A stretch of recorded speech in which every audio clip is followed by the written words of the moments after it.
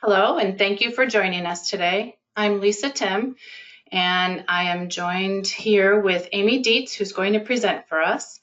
We are honored to host Theories and Principles of AAC Interface Design for People with Aphasia. This is in recognition of Aphasia Awareness Month. And then this is where I'll turn it over to you, Aimee, and you are self-muted.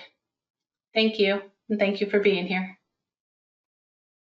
Okay, well, thanks for having me. I'm sorry I could not get my webcam to work despite our efforts last week. So these are the obligatory presenter information, but also important to thank all my collaborators and my students for the work that they do. And here's a picture of some of my awesome students and a patient. So with that in mind, we'll go ahead and get started. So when I'm doing a presentation, I like to come back to what I submitted and said I would do, because I know sometimes I will go to talks and I sit there and I wait for the speaker to get to what they promised they would talk about. So I always try to kind of ground us in where we're going.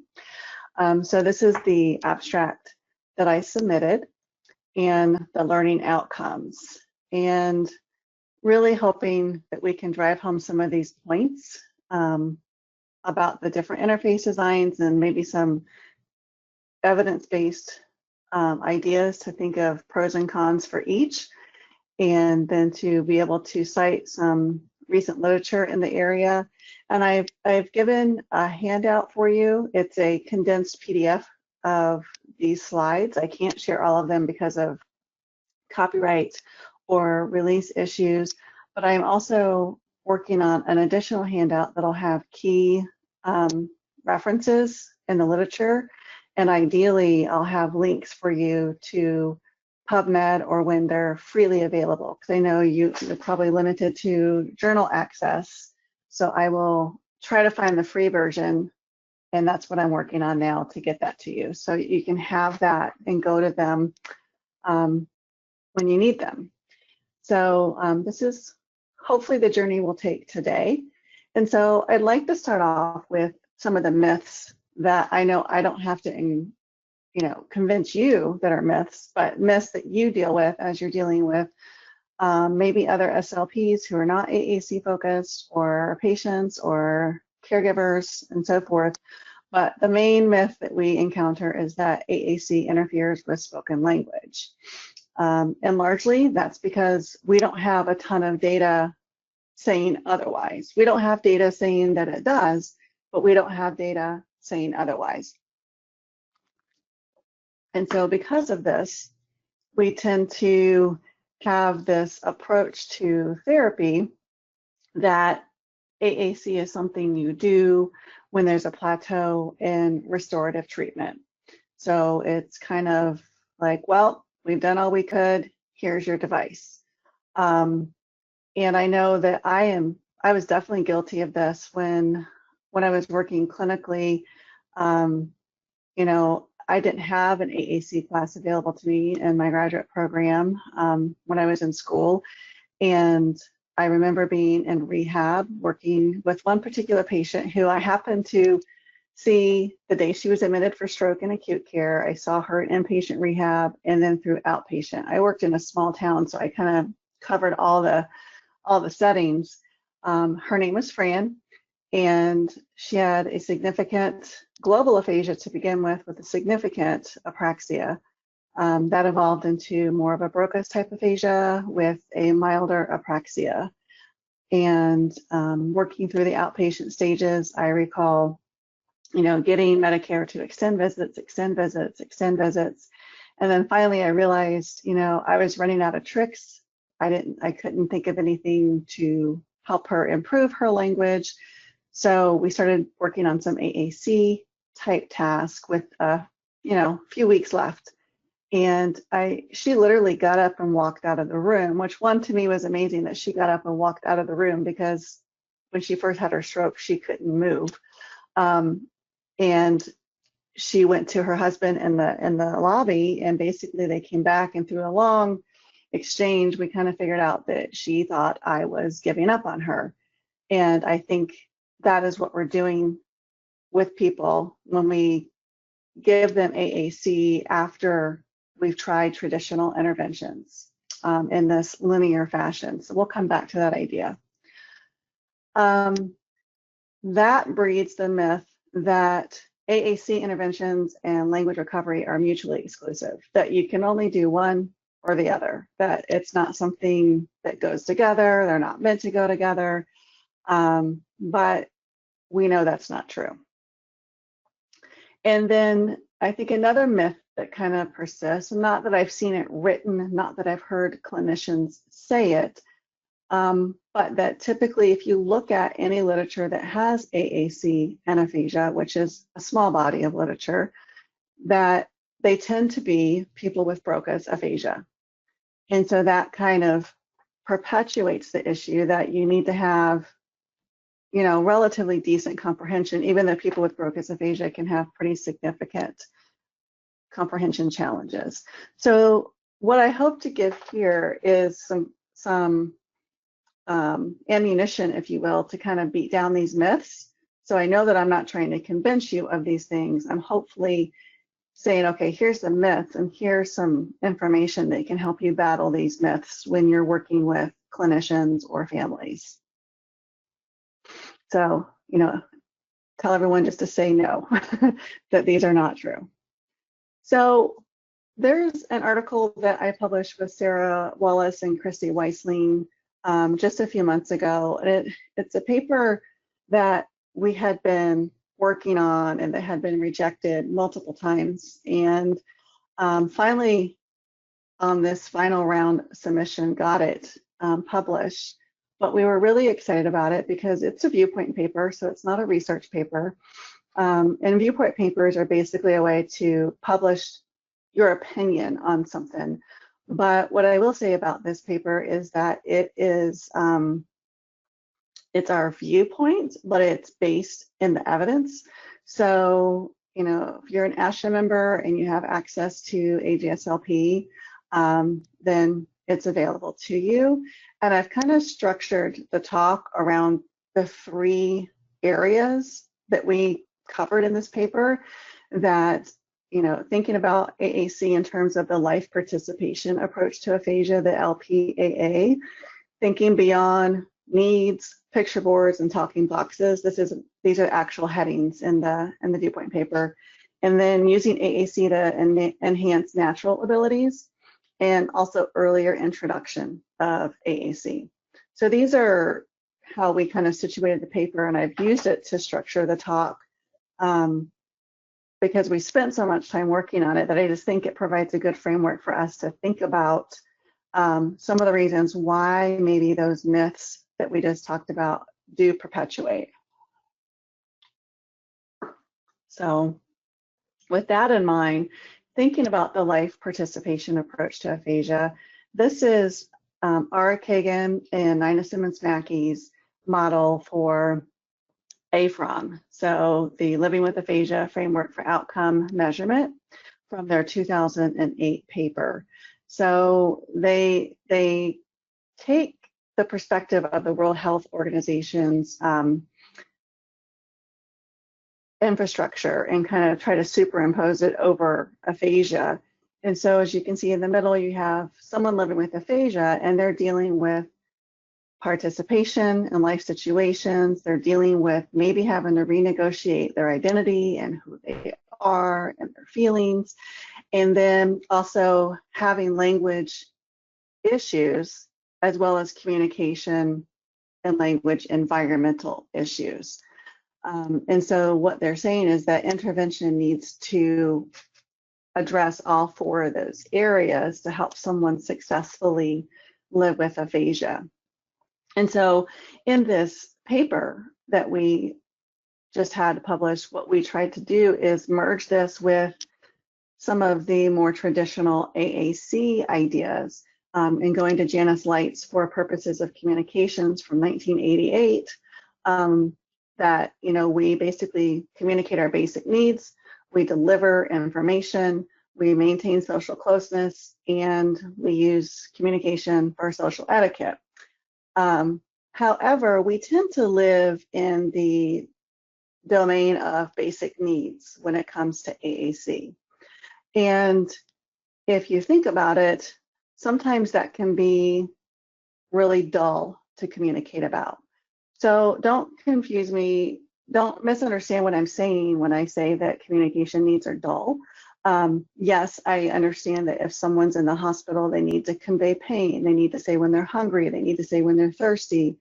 They're on a bladder training schedule, so they have to be able to convey when they need to go to the bathroom, and all those such things are very, very important.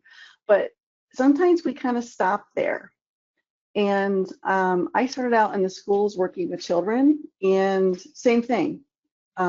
We talk about I need. We don't do much beyond that. And I recognize that some of this is, insurance related. You're dealing with swallowing issues and all sorts of other complicated things. But I think what we need to focus on more is the helping people deliver information, meaning participating in their healthcare decision making. I recall being very distraught as a CF when I learned that it was pretty routine for people with aphasia in this particular unit to be assigned a legal guardian just by virtue of having aphasia. And to me, that's frightening to think about the fact that someone would lose, their right to make decisions for themselves just because they have aphasia. So I recall having to do a lot of work with the social worker, and she was very willing to learn, and she let me sit in with them, and she learned how to elicit information from them. She learned how to support communication from them, and she realized, she said, "Oh my gosh, Aimee, how many people have I done this to?" And I said, "I don't know, but we're not going to stop now," right? Not to say that some people don't need a legal guardian. Some people do, but there's a fine line there, and I think AAC strategies can help us prevent that. Also, for maintaining social closeness, that's most of what we do, is wanting to feel connected, especially during a pandemic when these patients are high risk and they are more socially isolated than perhaps they were even before.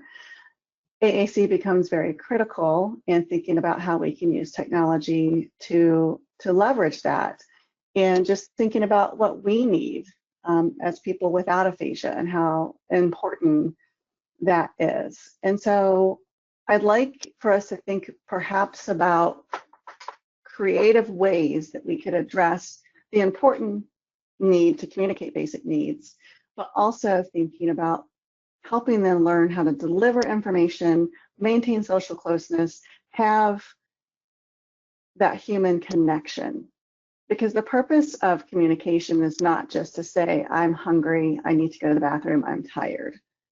And in all honesty, a lot of those basic needs can be conveyed to caregivers who know them well without AAC.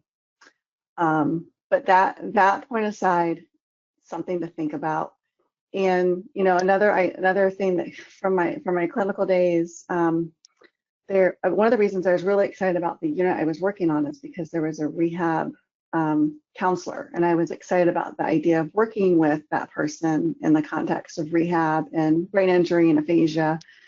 And I recall wheeling my patients into the PT gym where he held his group sessions while the therapist went to lunch, or the other therapist went to lunch, and I would work with people with trays on swallowing issues. But I remember him taking me outside the gym and saying, "Aimee, I don't see your patients." And I said, "Well, what do you mean?" He said, "Well, I don't see your patients until they can talk."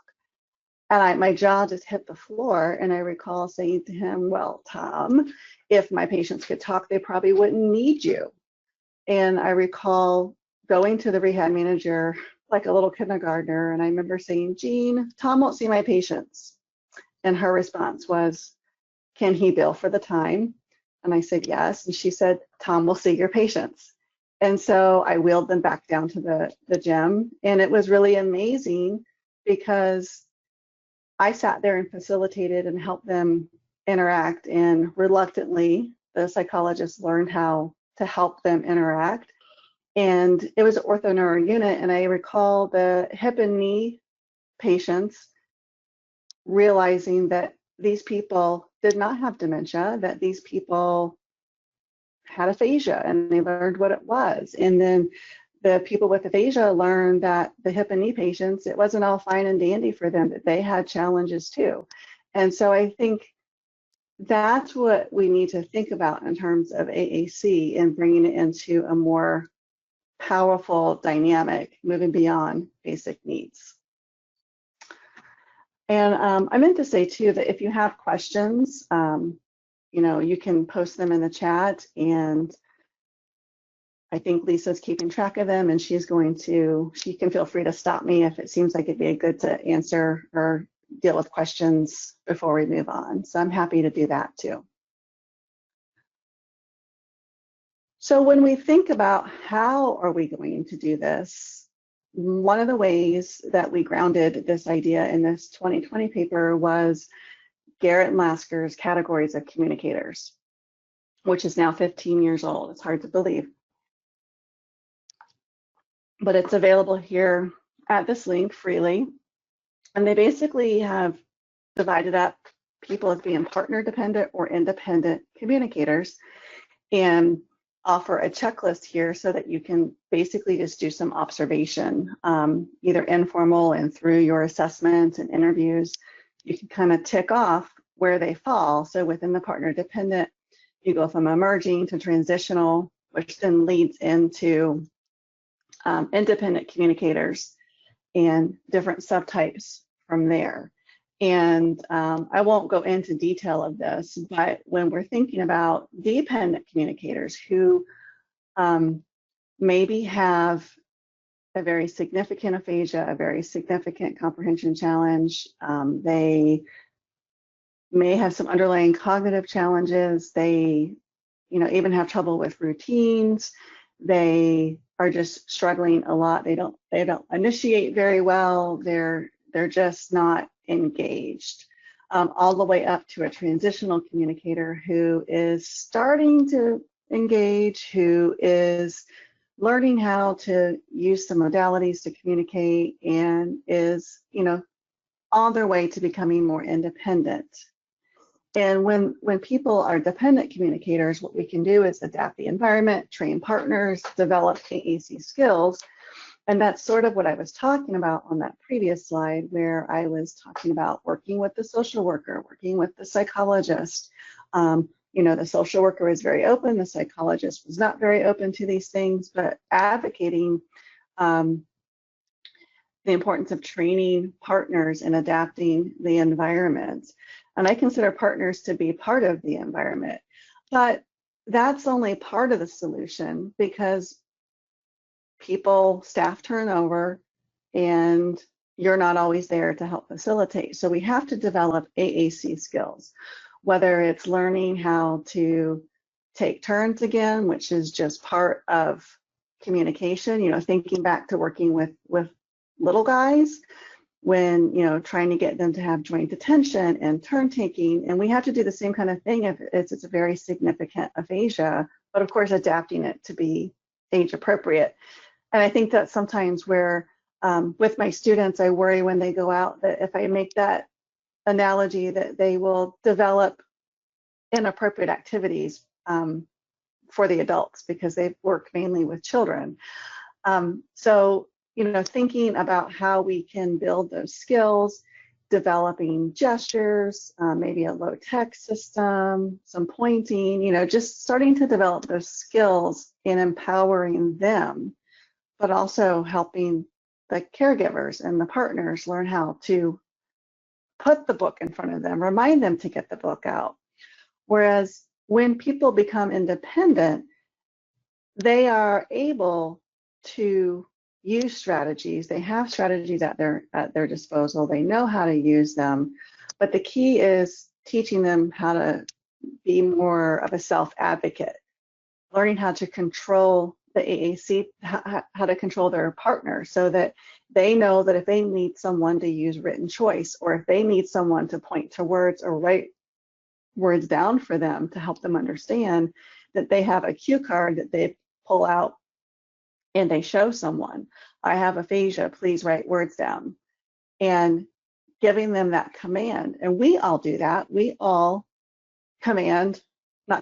we all control our communication partners, and some are harder to control than others. Some, it's impossible to get a word in edgewise, but imagine that and having aphasia. So we have to help them learn how to control their partners, and that's how they become independent communicators. But also, independent communicators need to refine their AAC skills. So not to confuse an independent communicator with someone with no challenges. It's just, are they reliant on a partner to communicate successfully, or are they able to communicate independently but need some strategies to do that? Are they able to learn those strategies? And across this evolution, as people recover, as people go through rehab, they can go across the dependent to the independent communicators just spontaneously as a result of recovery, or it can be an intentional part of treatment where you're interweaving these skills into your intervention. And so it kind of goes back to that idea that AAC and language recovery are mutually exclusive. And I think we need to kind of make sure we demonstrate and learn how to make them more interdependent. So that's just one way to think too about how we can think of helping people develop skills that allow them to live successfully with aphasia, and that learning how to communicate and manage their own environment, and even renegotiating their identity and figuring out who they are, and participate in life situations, including their own health care, can all be done by interweaving AAC and while you're simultaneously working on the underlying language impairment. So I think this would be a good place to pause if there are questions right now.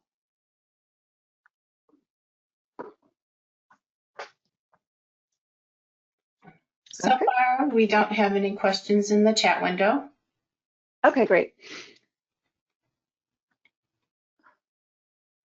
All right, and so I think the other thing too that's been amazing to see over the last decade is mobile technology.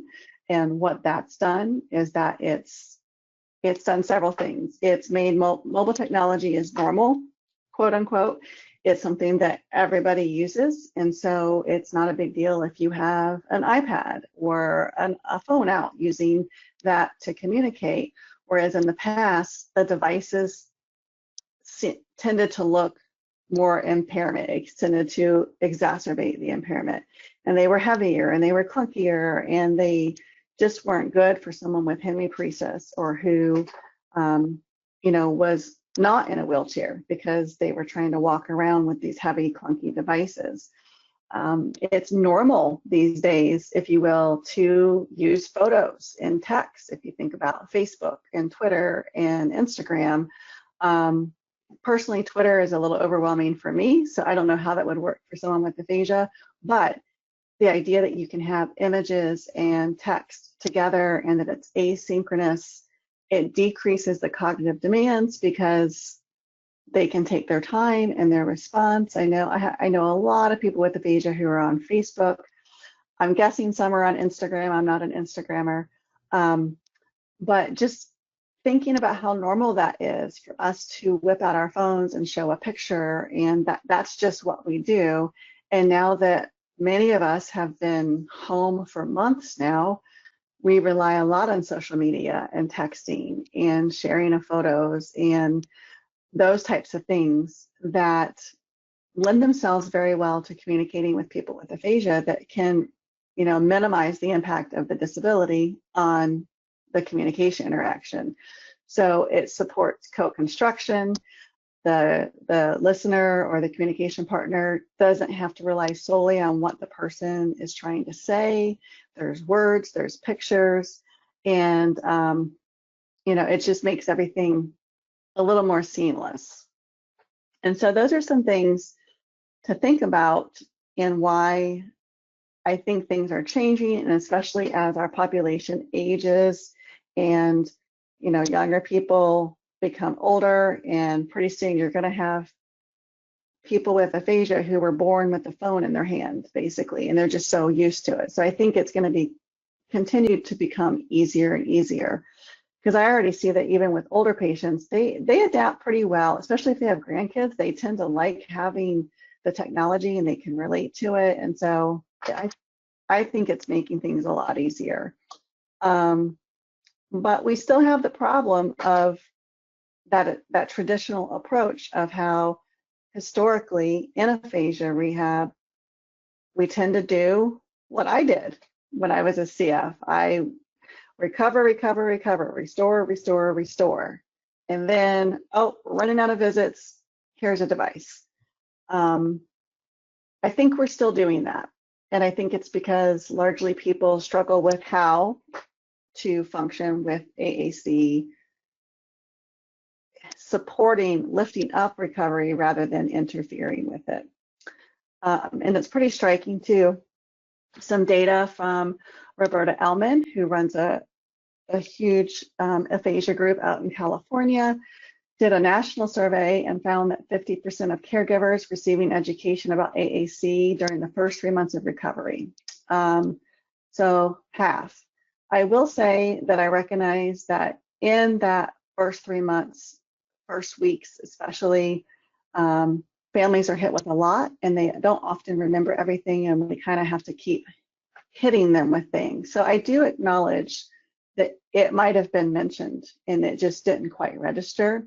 But clearly, if only 50% are reporting that they heard about it, then that means that we need to do a better job of getting the message across. And it's likely because AAC is not introduced until much after, unless they have a pretty significant aphasia, and then it's probably introduced.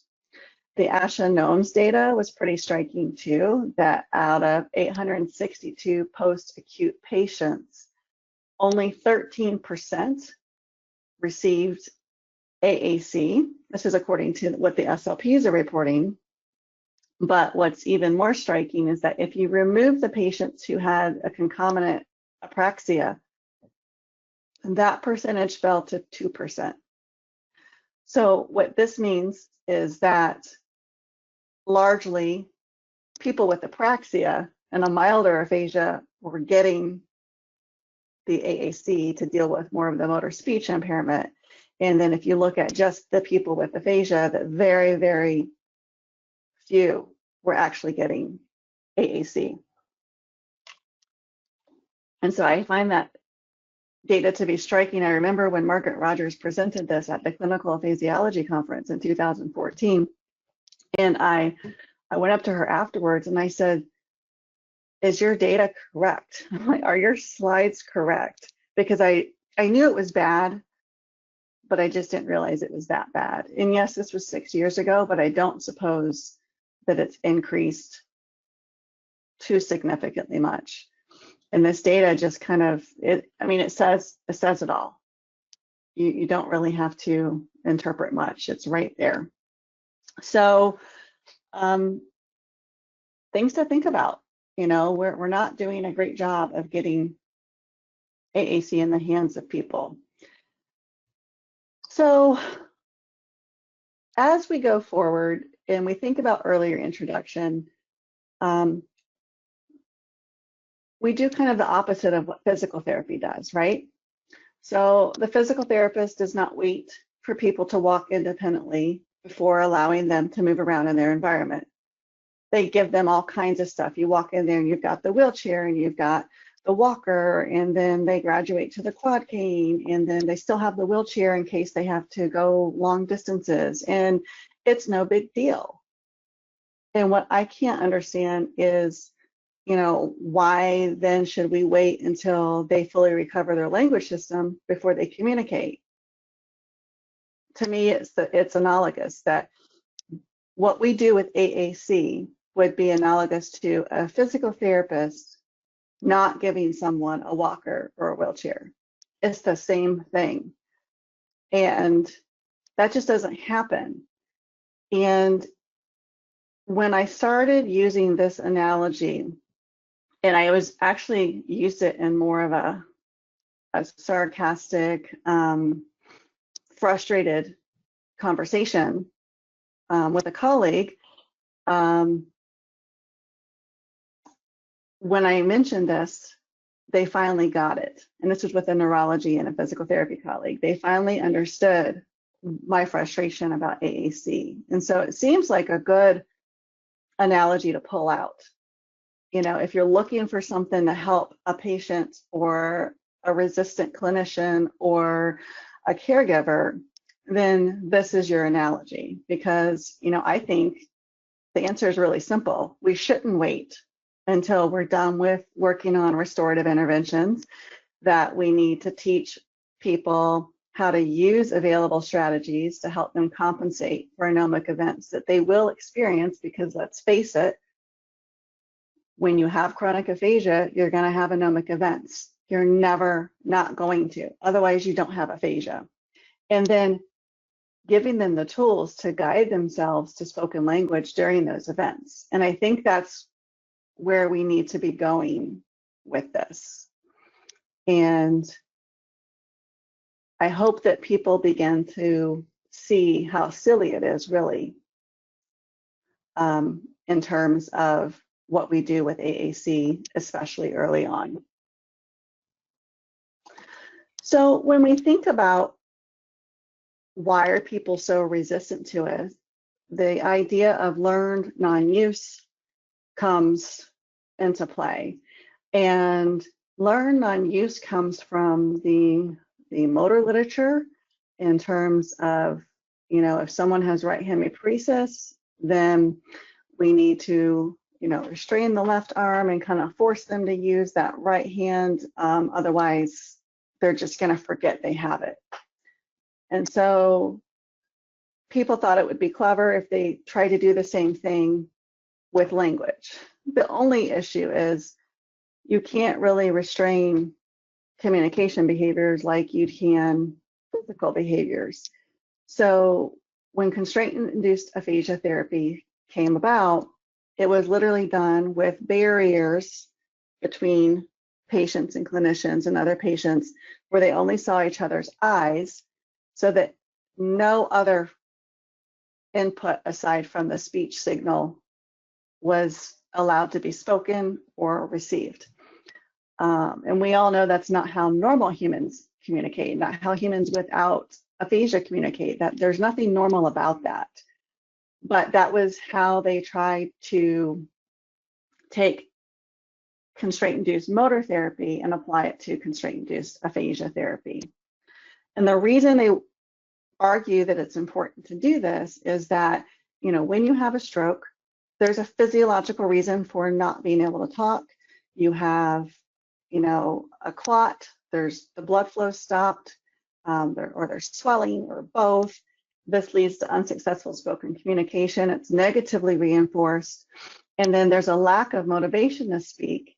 And then there's a developed learned non-use of spoken communication, despite changes physiologically that likely support more communication.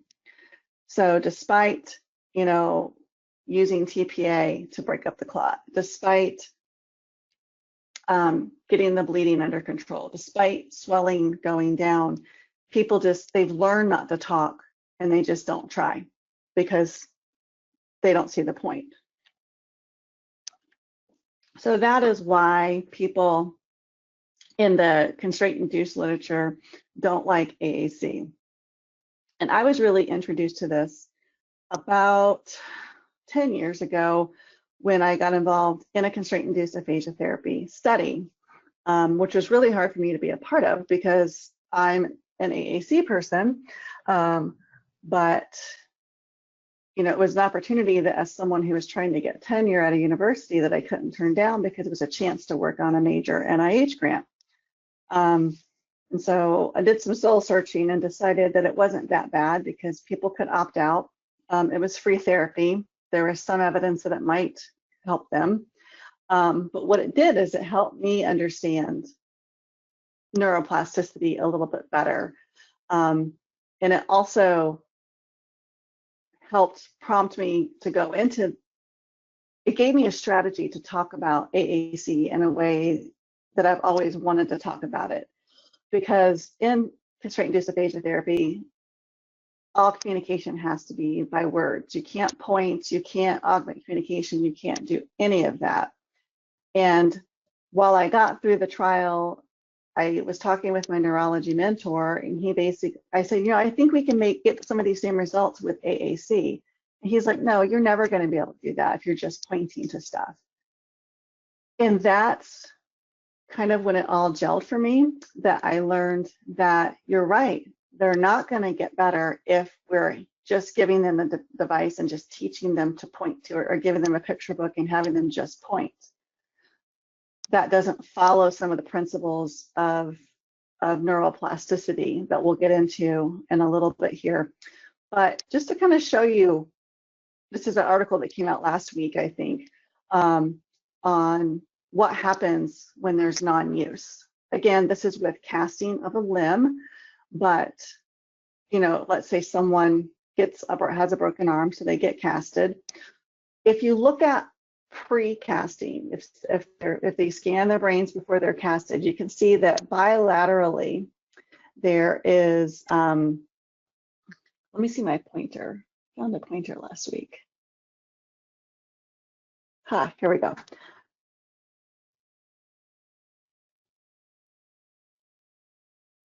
Okay, good. I think you can see my mouse now. So there's bilateral activation here in the motor cortex and the sensory cortex. And then during casting, you can see that connectivity between the two hemispheres goes away. And it happens within hours for some people, within hours of being casted, within hours of non-use, that brain connectivity goes away. Then the cast is removed, and then the connectivity returns again. And so this is just a very powerful visual to illustrate why this is a legit concern. So when I show you this image, and I say that, you know, this is what happens in learn non-use, and then I come here and I say, you know, constraint induced says we shouldn't have people pointing and so forth. They're right. We can't just have them only doing that.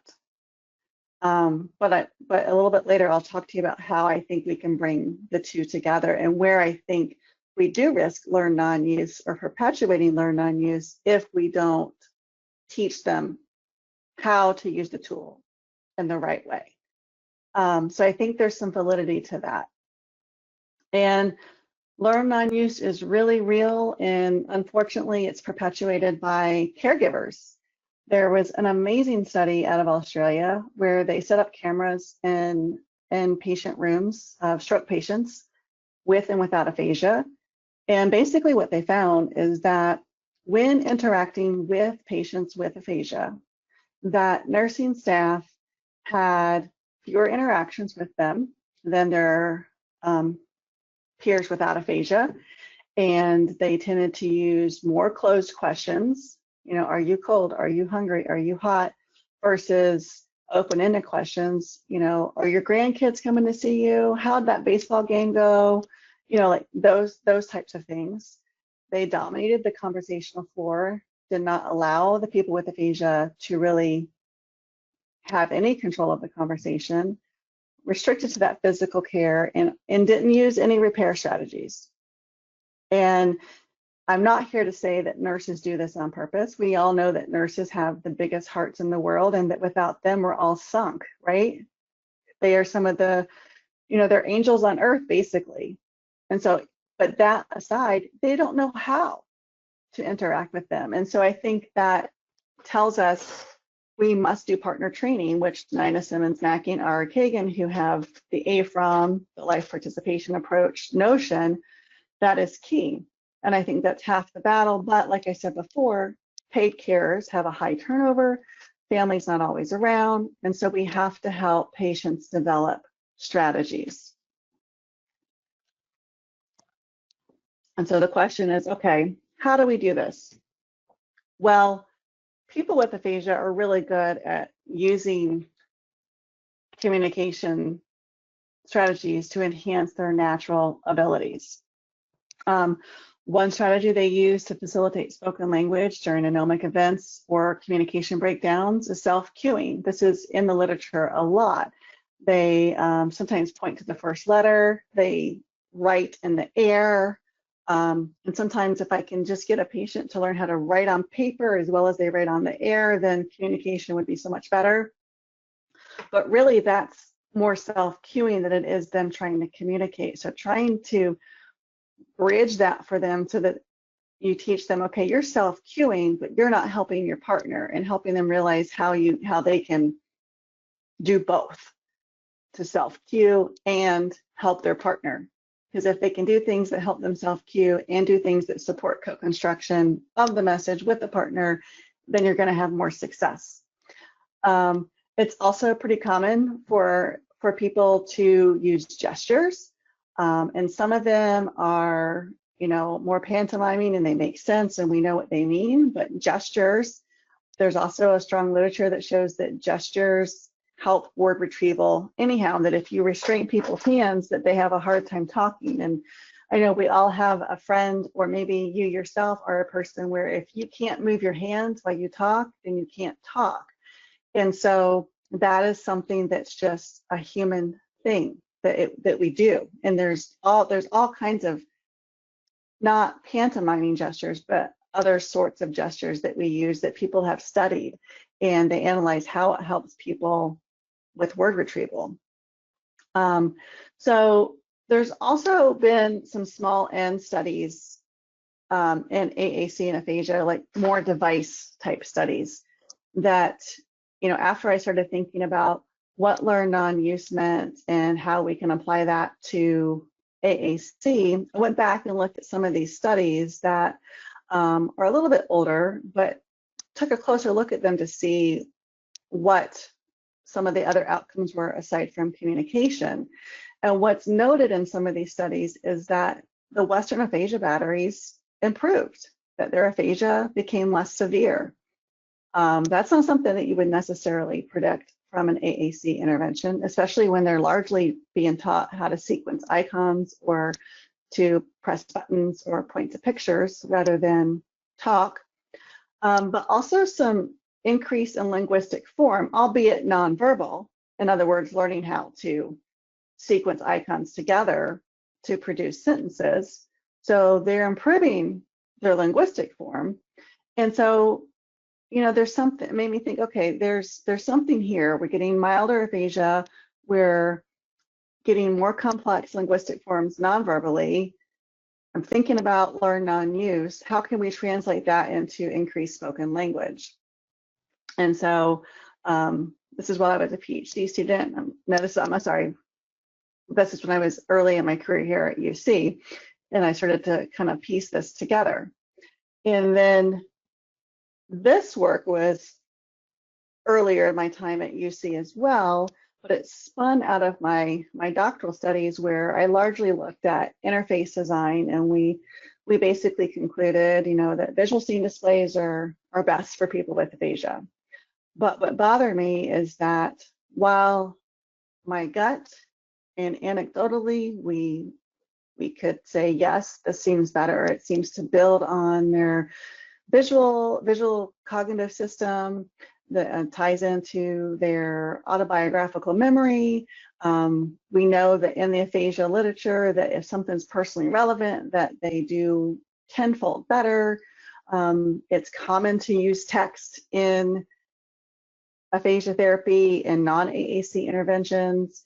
And so I had a couple of case series where we had, I think 10 people total between these two studies, where we were basically just putting different interface designs in front of them. So in the first one here, we had their personal pictures with text, and then without text. And then we replace those with just Google images that represented the same thing with the same text or without text.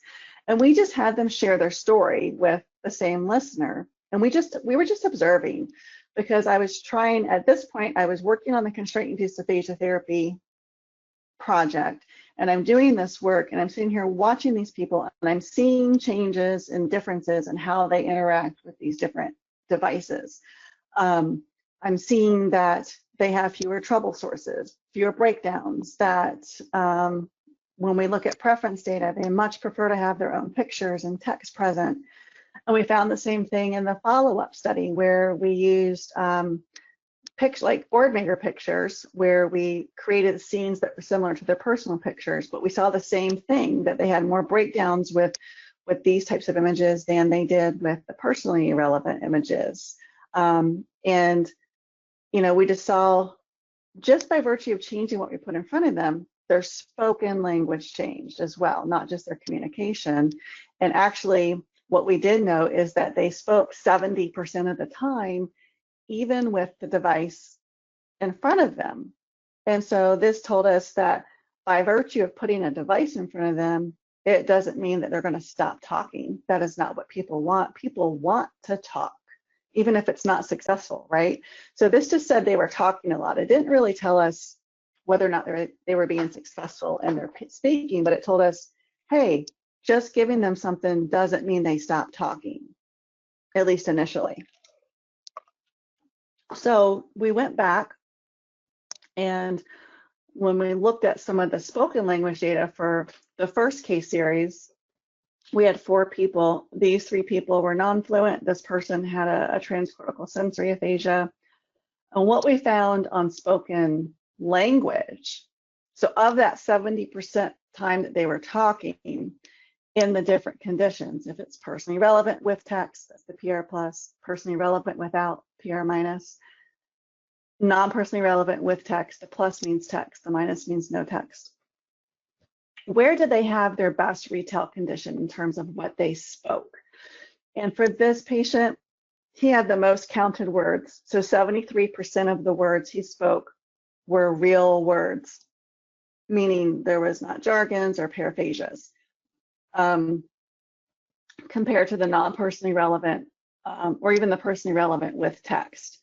And correct information units, or of those counted words, how many of them were accurate regarding the story he was trying to share? And he had his highest in this condition.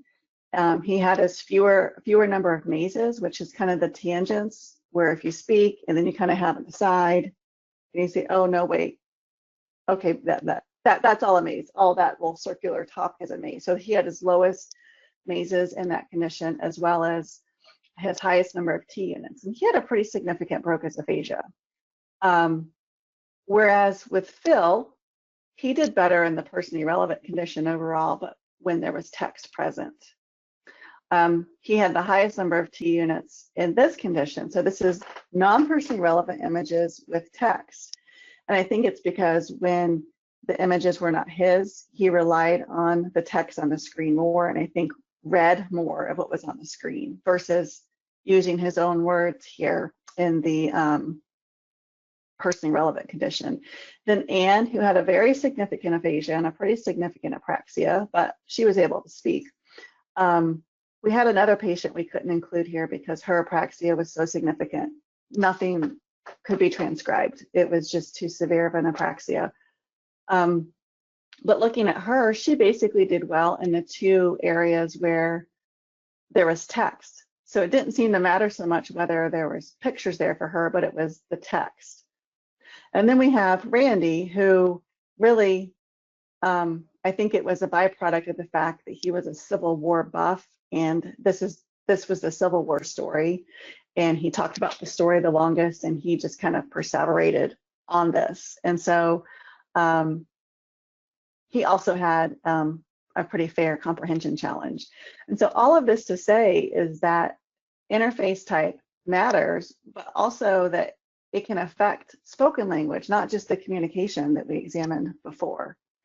So as this work was wrapping up, and my work on the constraint-induced aphasia therapy stuff was wrapping up, you know, my key takeaway point was we need tips, which you may be familiar with Dr. Binger and Dr. Kent Walsh, who do a lot of work with kids in AAC and have a major grant looking at trying to do language development and stimulation in kids. And so the take-home story here is that learned non-use is indeed learned, and that instruction is critical. So I'm seeing I need to speed up here. So I wanted to kind of take us through some principles of neuroplasticity that I think we need to kind of cement in order to understand how AAC can tap these principles. And so the key here that when there's damage, neuroplasticity allows the brain to act and adapt in response to situation or changes in their environments. And that situation or change can be a device where they're just pointing, okay? And then if you think about the fact that of axonal sprouting, that we can grow new axons and they can reconnect and rebuild damaged networks, or we can resprout and connect to undamaged networks. That our brains do that. And how that's done is based on the environment and what's presented with, what they're presented to. So that brings up the idea that neuroplasticity can contribute to impairment. Okay, and they give the example of tinnitus and what happens to the brain literally when there's tinnitus. So for neurons to form those beneficial connections, they have to be correctly stimulated. And that's the key. That is the key in terms of AAC and it not interfering with language recovery. So when I think about the aphasia literature, there's a framework called Luria's intersystemic reorganization. It's been around decades and decades, really in terms of apraxia speech, talked about in gesturing, about how we can take existing performance acts and pair them with novel performance acts. So if we say spoken language is the existing performance act, because even if someone has aphasia, they have done that their whole life. And AAC is the novel performance act. So taking all of this together and saying, okay, they can draw and they can write and they can do other things to self-cue. Can we take an AAC, like more of a device or even an AAC book, and teach them how to self-cue through that? And the answer is yes, we can. But we've talked about interface design a little bit, so we'll just kind of hit some of the highlights because I'm assuming with this crowd I don't have to go into this too much, but we can come back to it. That when you think about traditional grid, the homepage, the semantic design, whatever term you want to call it, is that it's great because you can generate endless messages, right? You're not constrained. That exact point is still a limitation, though. It relies heavily on semantic and syntactic knowledge. It really requires a lot of working memory capability, which is a definite weakness in people with aphasia. And you're basically asking them to learn a new language when their language system is impaired. So that's problematic. So in a nutshell, we know people with aphasia can learn the sequence iconic code. So far, generalization beyond those learned sequences has been poor. And I'll get you some literature for these two in the key articles handout. Visual scenes, I've kind of gone over some of the strength. It is limiting in terms of novel creation of utterances, but I have seen people become very creative in using program stories to generate topics on different stories. So if this was my son's birthday party when he turned 1, if I wanted to talk about how big he's gotten since then, I could point to him here and then gesture like tall. You can't see me, but I'm gesturing like you would tall, raising my hand above my head. Then you're using that to talk about something that's not restricted to that story. So that's something that I've seen a lot when we're using visual scenes, is that they use it not just for the programmed reason. So that's something to think about in terms of therapy. But also, all those other things I mentioned earlier. So yeah, I'm going to move along so I can get to the key points. And then there's hybrid displays. It's like, these things where you've got hotspots, and we learned that a lot of people with aphasia don't like the pictures to talk because they want to touch the picture to self-cue, and when the device talks, they're like, what is this doing? And then if you touch it and it brings up like some grid system, then they have to navigate through that.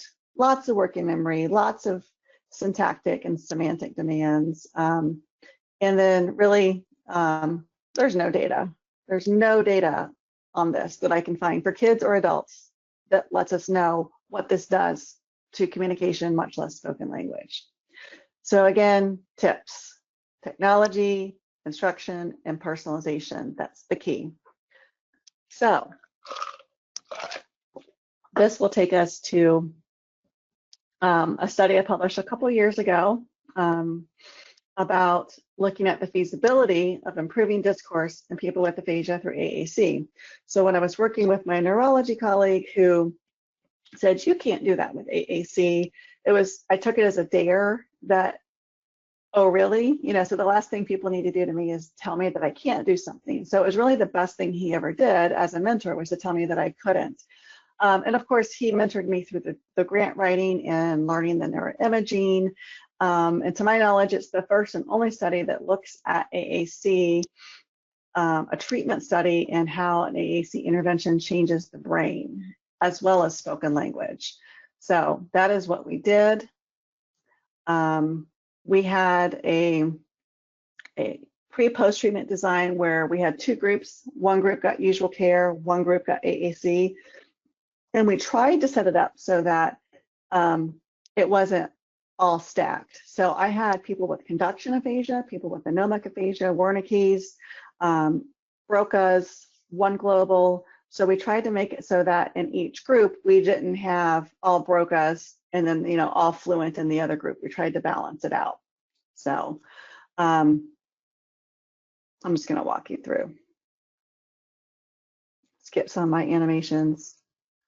All right, so basically what we did is we did what's called a verb generation test that I'll go through. We gave them the Western Aphasia Battery. We did some discourse testing where they retold a story with the device in front of them and then one without the device. And for the AAC treatment group, the story that they used in discourse testing is what we used in treatment. So what I want to get to is the intervention part. So for the usual care group, the treating SLP, which was different than the SLP giving AAC intervention, got the Western Aphasia Battery, met with the patient, and designed an intervention, and very much a Schulian approach, picture descriptions and its completions, very impairment level based, 3 days a week for an hour for 4 weeks. So the AAC group received the same intensity and frequency of treatment, but got this multimodality 4-step intervention. And so the way that worked is that step 1 was familiarization, and that kind of looking at operational competence, you know, being able to identify pictures, text boxes, and just the different pieces of the interface. And then we moved on to more strategic competence and self-cueing. So in the step 2, which I call segmented story elements, we have this figure and we basically say, all right, try to say the word, then point to the keyword, and then try to say it again, and then point to the element of the picture, try to say it again, press the speak button, listen to it, try to say it again. So if, I know this is small here, but if the target is grandson, then I would model trying to say it, grandson, and I would do my best to have an anomic type challenge or issue, and it may or may not come out. And you kind of tell them that you're going to, you know, try to mimic what it's like to not find the word. And you walk through and you demonstrate trying to say it, pointing to the word, trying to say it, pointing to the picture, trying to say it, speaking the speak button, listening to it, and then trying to say it again. And the key is trying. And you notice I have it in parentheses because I don't believe you have to say it to get the same result. And that's because when you're trying to speak, you're at least trying to recruit and engage those parts of the brain, perhaps that perilesional tissue area where language is best recovered on that in the left hemisphere. And then here in step 3, and this should just say guided practice. Self-analysis is my 4th step. I think I got ahead of myself. So here you can see first, try to say it. And so if you can't say it, then they get to pick pictures, speak button, point to the words. And so you're kind of moving them away. Then for, step 2, you're teaching them all the different options they have to them. And then you're teaching them, okay, now try to say it, and then point to the words as you tell the story. And then during the self-analysis of step 4, we actually record them sharing their story, and then we go over with them what they did really well and what they need to work on, and then really get into making sure they're not just reading off the device, making sure they're having eye contact. So a lot of meta-linguistic, pragmatic type skills. And then we make them watch the video, and they have to stop it and either point to the smile or the sad face when they do something good or not. And for the most part, they focus on what they didn't do well, but we really make sure that they focus on what they're doing well.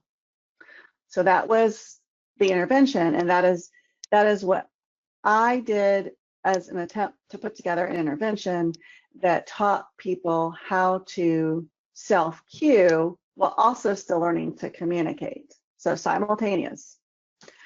Neuroimaging, here's their lesions. So you can see there was some lesions were very large, some lesions were much smaller.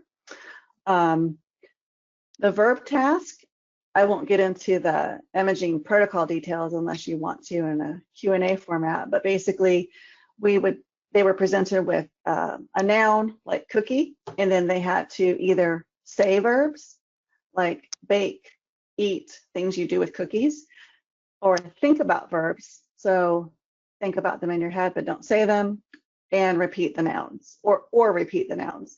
And in this study, everybody was able to do it. My current study, everyone's not been able to do this task, but in this study, somehow I was miraculously able to get 12 people to be able to do this task. So that's the brain imaging task. And then we looked at the regions of interest that were basically thinking of like Broca's area plus. So think of Broca's area plus additional tissue since there's some lesion in that area for most. And then Wernicke's area, it kind of extended. And then we looked at it bilaterally. And we were interested in lateralization index. And basically what the literature tells us is that those people who after stroke, typically people with aphasia, their language function shifts right. But what we've learned is that those who have language function shift back to the left, they tend to be the ones who recover better. And so we wanted to look at how this intervention shifted LI, meaning were they right or left hemisphere for this task. So what did we find? We did a lot of transcribing. We just transcribed everything they said, everything they pointed to. We had 3 cameras, and then everything they wrote down on a piece of paper that was available to them. Oops. I don't think you can hear that video. That's okay. So we did all of these codings, and we had great reliability. So we looked at some of the same measures from before of counted words, correct information units per minute, maze words, and T units. Okay, here's an example of the transcription and all the coding. This is someone with non-fluent aphasia. So the colored words are what you see. All the stuff in braces are the coding. Someone with fluent aphasia, so the green are mazes. So you get an idea of how their discourse was different based on just their aphasia type. So what did we find? What we found is that when they retold the stories with the AAC device in front of them, the AAC group had they spoke less overall, okay? And so at first that freaked us out, but I'm gonna tell you why that's okay in just a second. We also found that they only learned how to use the pictures for communicative purposes if they were in the AAC group. Again, You can't just put it in front of them. You have to teach them how to use it. Also that both groups gestured less after treatment. And probably most importantly, neither group used the speak button. Remembering that in the AAC intervention, we explicitly have them practice using that in step 2, and nobody pushed the button once. So I think if there's any piece of evidence that shows that AAC can be used without facilitating learn non-use, it's this, because that was pretty powerful. And I even had my students go back and double check because I truly didn't believe that for both groups it was 0. So when they retold the story without the device, we found that the AAC group actually spoke more, that they used lots of gestures in the AAC group. Just, you know, obviously they had less to go on. But when we look at spoken language, looking at the counted words, the AAC group, this is the mean change. So they increased by 7% the number of counted words, whereas the usual care group increased by 2. That was a very large effect. Same for CIUs, the AAC group increased, the usual care group decreased, large effect. Mazed words, we see a reduction for AAC group, we see an increase for usual care, that was a medium effect. And then for T units, so syntactic complexity, look, 11% increase, huge, okay? Then when we look at the retell without AAC, you see pretty dismal, like lots of decreases, like actually their spoken language is better with the device present. The only place where you see a change is in the T units. You see increased syntactic structure, which is interesting. So really, they did better with the device present. So look at those increases. And this is really in both groups. They just do, even the untreated, the usual care group did better with the device present than without. So I think there's some more evidence for you. Looking at aphasia severity, both groups increased their aphasia quotient on the Western aphasia. The AAC group had a larger overall mean change that had a small effect. So I'm not saying that AAC needs to replace usual care, restorative interventions, and I hope that message is clear up to now. But what I'm saying is, can you imagine the magnitude of the improvement if you combined the two? So that's the message. Then what we found in the brain is that, to orient you to the picture a little, you have the AAC group here, the usual group here. Blue is pre-treatment, red is post-treatment. So what it means if they're on the bottom half of this chart is that they're right below the negative 0.1, means that on this task that they were right hemisphere. So both groups were right hemisphere dominant for this task. And this was a significant difference between the groups. But since we're interested in change, I wasn't so worried about that because both groups moved leftward. So once you cross this line and you get above 0.1, then you're leftward. If you're between the negative 0.1 and the 1.1, that means you're kind of using both sides of the brain. So both groups shifted leftward to become bilateral after treatment, after an AAC treatment. So we got a similar pattern of change as with the usual care, although the usual care change was bigger, both groups were trending in the same way with an AAC intervention. More evidence to say we can change the brain with AAC.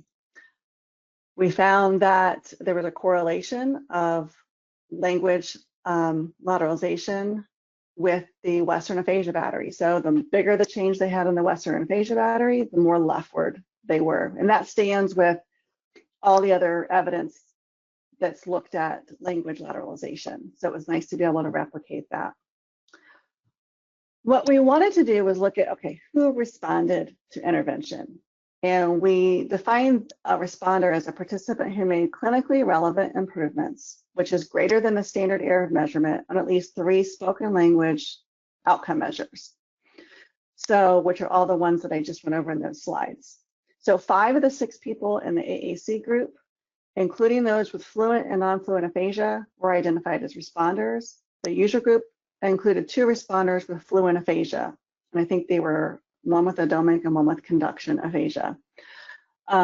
Also of importance is that the AAC group included people with fluent and non-fluent aphasia who responded, whereas the 2 responders in the usual care, they both had odomic aphasia. So keeping that in mind. And I can tell you why I think the 1 person didn't respond in the AAC group if you want to ask me when we wrap up here. But interestingly, the people in the AAC group across the board all produced more counted words. But what we noticed is that people with the non-fluent aphasia, when we look at their individual data, they tended to increase correct information units and T units, which makes sense. More content, more syntax. What we saw in the people with fluent aphasia is that they tended to produce fewer mazes. In other words, they were more on topic with the device in front of them. So, you know, lots to think about and unpack there, but that's what we found. So then we wanted to look at some visual areas of the brain because AAC is a very visual intervention. So we looked at 3 regions bilaterally, the visual word form area or the left fusiform gyrus, and then on the right, that area is known for object recognition. We looked at the left and right visual processing areas, both primary and secondary. And here's what we found. We found that in the left fusiform gyrus, which is used in reading this region, activation changes, and you can see changes in white matter pathways in kids when they're learning to read, that left fusiform gyrus becomes more active and used. And so we saw that in both groups, and that's not surprising because we use text in usual care, but you'll see there's a large effect for the AAC group to have more increased activation in that area during that verb task. And if you look at the other areas, the right object recognition area and then the primary and secondary visual areas, you see that only the AAC group had increased activation intensity in those regions, whereas the usual care group actually had decreased. So what does this mean? It means likely that there's some unique mechanism that's supporting change that's AAC based.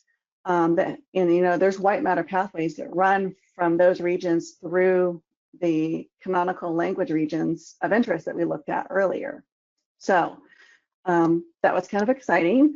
I don't want to overstate the findings here because I think it's important to consider. It was a feasibility study. It was 12 people, but I think I'm hoping it's enough for people to go, there's something to this. We need to really rethink this. I'm hoping that it gives people pause and that they realize that instruction is crucial.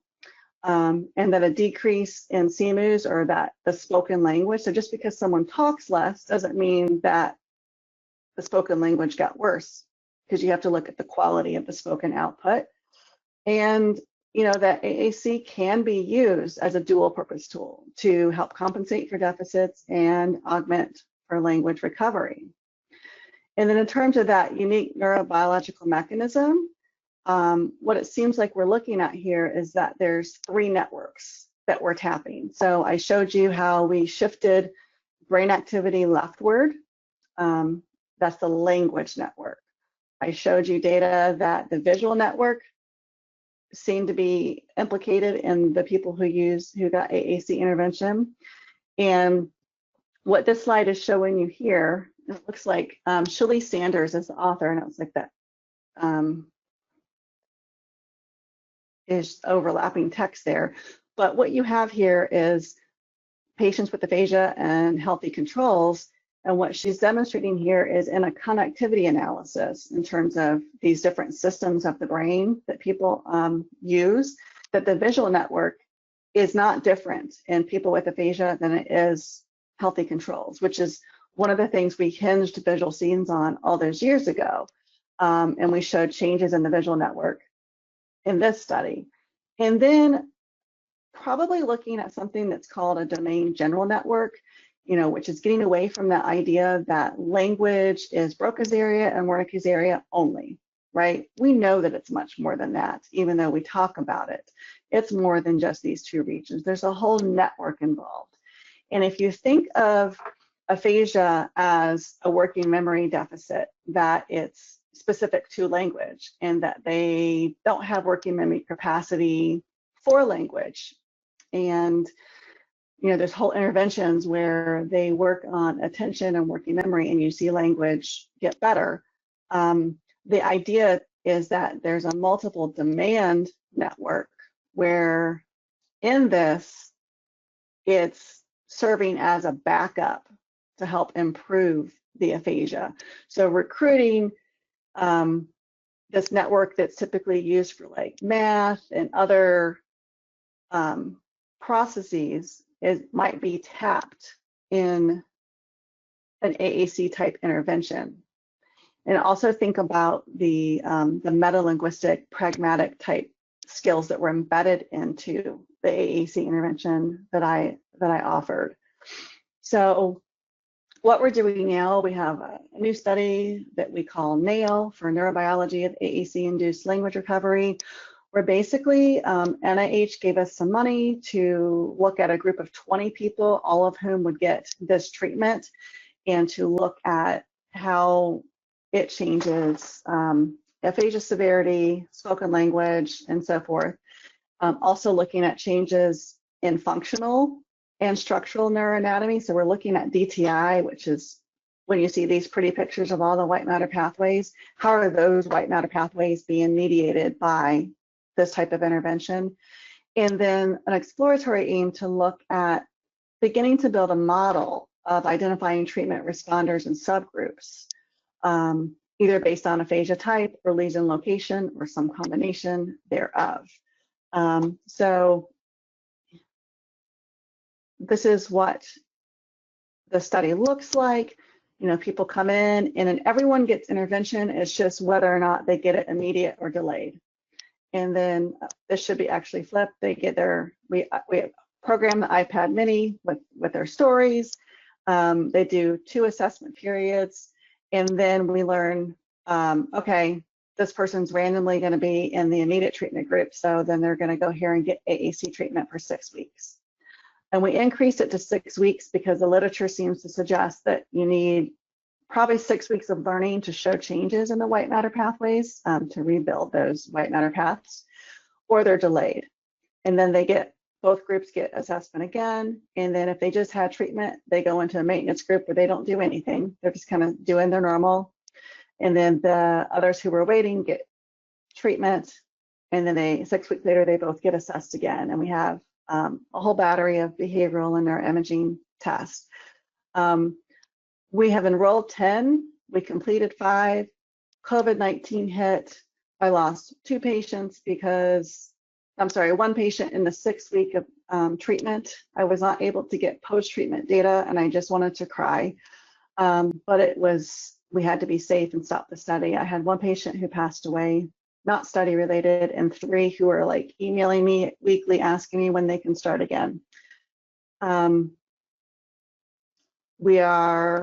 We did adapt the intervention based on what we learned in the previous study of how to make it fit for people with a mild aphasia or a more severe aphasia. So we couldn't change the protocol once this treatment study because you need a treatment fidelity. But for this study, we've got different paths of the same steps for people who are mild or anomic versus people who are more global Wernicke's or so forth.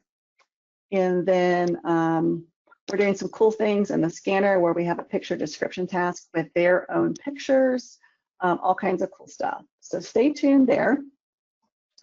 And then, hopefully we've covered these learning outcomes. And hopefully, more importantly, you've got some ideas of how you can help hold up the no sign to all those myths that we talked about in the beginning.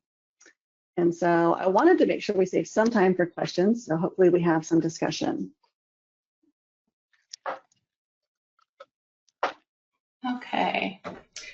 So there were a couple comments that appreciated the example of using the physical therapy equipment and speech therapy, providing the equipment analogy. So there was agreement with that, and that also they loved that equipment analogy. There is a question. So in pediatric AAC circles, there's a lot of focus and research on core vocabulary and spontaneous novel utterance generation in terms of the vocabulary selection and device design. In terms of treatment, there's a lot of buzz around things like aided language stimulation, modeling, and more Milieu-style interventions. Have these approaches been considered for people with aphasia? And do SLPs ever consider core vocabulary-based systems for this population? And has aided language stimulation been studied with people with aphasia? So I feel like the intervention that I kind of designed is really my adult equivalent of an aided language stimulation. It reminds me of that quite a bit, because that's what you do with children, right? Is you try to facilitate language and you model it on the device and you're trying to get them to talk it and you're talking through it. So that's kind of what I tried to do here. Now, in terms of using core vocabulary-based systems for this population, I personally have not, and I think that would just depend on the person. I tackle vocabulary by words that are relevant to the things that they're wanting to talk about. That doesn't mean that you couldn't. I think the key is applying these principles of neuroplasticity, intersystemic reorganization, aided language stimulation, pick your term. As long as you're applying it in that way, then I think that's most important. But also just thinking of the cognitive demands of navigating systems with core vocabulary type setups is something to consider. Another question, or it says, please remind us of the type of grid or scene display you are using for your interventions. Well, this is, for what I showed you in this study, it was something that I created based off of when I was a doctoral student. I worked a lot with Toby Dynavox, but what you saw here is something that I created. But I continue to partner with them, and I say, here's what I need for my study, and they set it up. So what I'm hoping, though, is that my work kind of informs what any vendor does in terms of, like, here's my data, here's what we're showing, and helps create templates, apps, softwares that build on that evidence is my goal, if that answers your question. Mm-hmm. And that's similar, communication journey aphasia, which is what Saltillo does have in their devices. That was developed through the group in Canada based on their research. So, do you have common AAC supports programs that you use to design AAC that you recommend for practicing clinicians that may not have as much funds or access to devices for loan? What I do have is I have an amazing second-year master's student who I'm sure we'll see more of. Her name is Michelle Crick. She has developed, for her capstone, she developed an AAC feature matching tool for aphasia that was based on the Boston Children's feature matching tool, more for like ALS and motor aspects. She took that and adapted it for aphasia, and she's put in tons of apps in there where if you put in the features you want, she had her roommate's fiance as a programmer, and they were able in an Excel format do it so that it filters apps based on that. So I can put that in my key articles, the link to that too. Then the other question is, so your participants don't have dedicated devices, but they are using a specific device during your trial? In this trial that I talked about, we actually used a VMAX because they didn't take it home with them because it's research. I wanted to control for practice and everything, but right now I'm using an iPad Mini is what I'm using, and I have a kind of a backdoor specialized version of the old Compass app that gives me the setup that I need to study what I'm studying. It's like I'm hoping that vendors and companies will look at the work that I'm doing and try to set up things for this population based on the evidence that I'm generating. Absolutely, I would think. Any other questions? So far, I don't see anything else coming in. Just that it's been a great presentation, and I have to say I appreciate all of the information that you've provided. There was a question about the reference list. It is not in the handout section. That's something still to come. She was going to put that together. Yes, because what I wanted to try to do is give you, instead of just giving you references, try to give you the links where the free articles can be found, where they're available, because any research that's funded has to be made publicly available. So I'm trying to get those links so that you guys can easily get to the articles. And I can send a follow-up email with that. Once that's compiled, I can send a follow-up email to all of you that have attended today on that. So they appreciate the research that's being done. So, yep, and you see the message, okay? Yeah. So I just want to thank you for providing all this great information and reviewing all the research and everything that you're doing. I think it's great when we can rely on the people who are actually doing the work to share the information with us. So very much appreciated. As far as the audience, thank you so much for joining us today. We really appreciate you being here. As a follow-up to the ASHA reminder, just in case if you are you pay for the registry, you want to submit those documents to us within 15 days. If you don't do the registry, you will have a certificate that is in the materials section here, as well as you'll get that in a follow-up email. If you're submitting, please remember to put the title of the presentation and in the subject line of the email. That helps us organize those and apply the appropriate credit. But thank you so much today for all of you being here. I hope you have a fabulous weekend and enjoy the rest of the summer. Thanks for having me, and feel free to reach out to me with questions. Thank you, Aimee. It was great.